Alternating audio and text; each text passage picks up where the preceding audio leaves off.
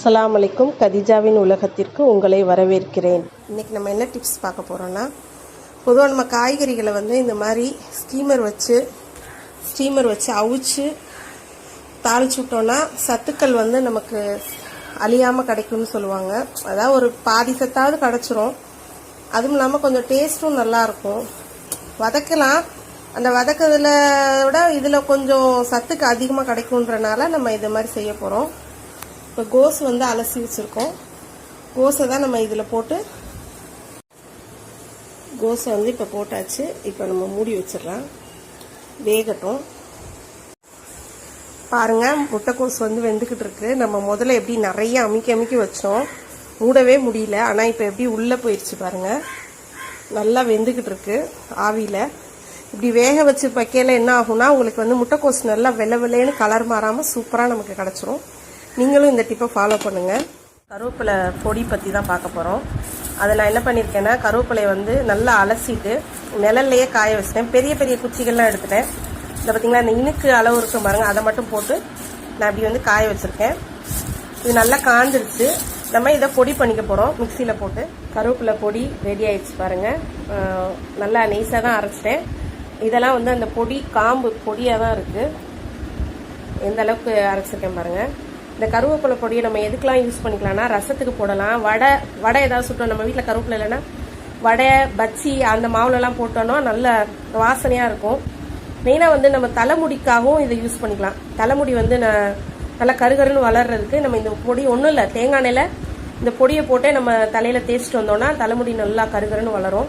அதுக்கும் யூஸ் பண்ணிக்கலாம். வேறு எல்லா குழம்புகளுக்கும் நம்ம கருவேப்பிலை இல்லாத டைமில் இதை எடுத்து நம்ம போட்டுக்கலாம்.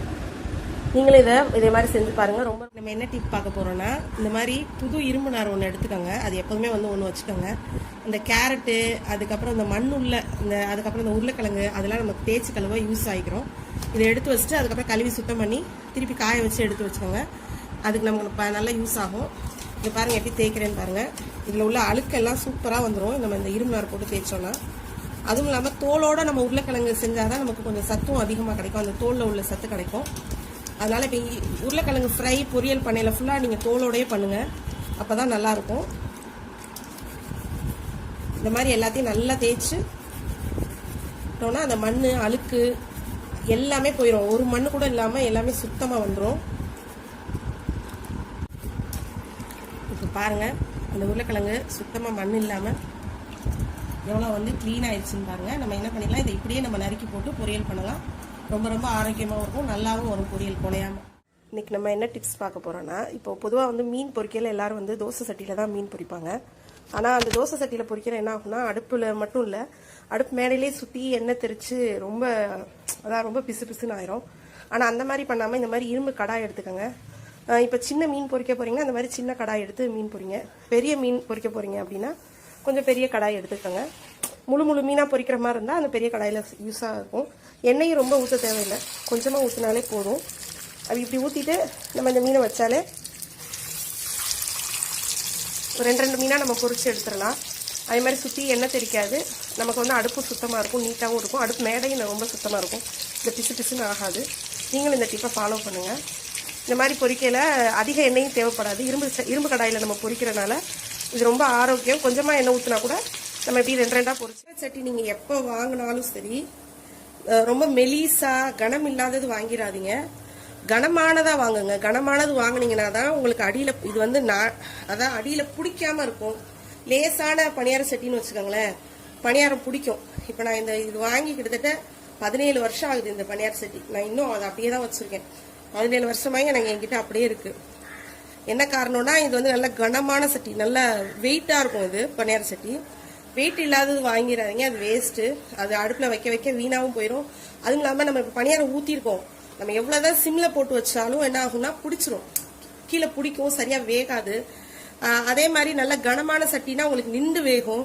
இப்பயும் பாருங்க, நான் சிம்மில் தான் வச்சுருக்கேன், பெருசாலாம் வைக்க தேவையில்லை. லேசாக சட்டி காயவும் நம்ம சிம்மில் போட்டுறணும். அதுக்கு அடுத்து நம்ம திருப்பி பெருசாக வைக்கவே தேவை கிடையாது, சிம்லேயே தான் இருக்கும். ஆனால் அழகாக வெந்துடும். இன்றைக்கி நம்ம என்ன பார்க்க போகிறோன்னா, ஒரு கிச்சன் டிப்ஸ் தான். இது எப்படின்னா, வாழைப்பூவை நம்ம எப்படி ஸ்டோர் பண்ணி வைக்கிறதுன்றதான் பார்க்க போகிறோம். நார்மலாக வாழைப்பூவை நம்ம அப்படியே ஃப்ரிட்ஜில் வைக்க முடியாது. அது வச்சாலுமே கருத்து தான் போயிடும், வீணாக போயிடும். இப்போ ஒரு ஆள் தான் இருக்கும் அப்படின்னா அவங்க ஒரு வாழைப்பூவை சாப்பிடவும் முடியாது. அப்போ நம்ம ஃப்ரிட்ஜில் எடுத்து ஸ்டோர் பண்ணிக்கணும். அப்பப்போ நம்ம தேவைக்கு எடுத்து வடை சுட்டுக்கு சாப்பிட்டுக்கலாம்.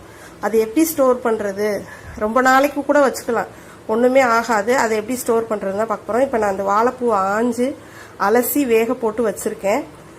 நல்லா வேக வச்சு தண்ணியை எடுத்து வச்சுட்டேன்.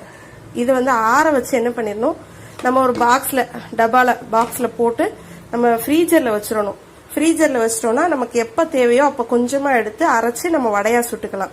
அது எவ்வளோ நாள் ஆனாலும் கெட்டு போகாது, வீணாவும் போகாது. நீங்களும் இந்த டிப்ஸை ஃபாலோ பண்ணுங்கள். ரொம்ப சூப்பராக இருக்கும். வடை சுட்டோம்னா உடம்புக்கு ரொம்ப நல்லது, பெண்களுக்கு மிகவும் நல்லது.